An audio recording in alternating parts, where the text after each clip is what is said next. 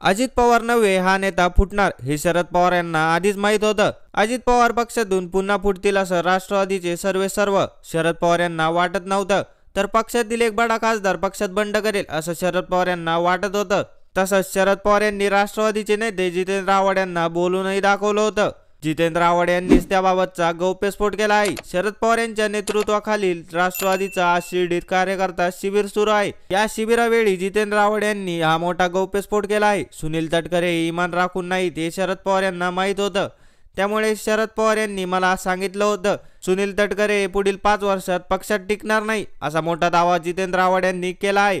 सुनील तटकरे दिवस रात्र शरद पवार यांच्याकडे येऊन एकच बोलायचे, चला ना भाजप सोबत जाऊया। 2019 ला अजित पवार यांनी पहाटे शपथविधी घेतला। सुनील तटकरे तेव्हा शरद पवार यांच्या घरी सकाळी 8 वाजता आले।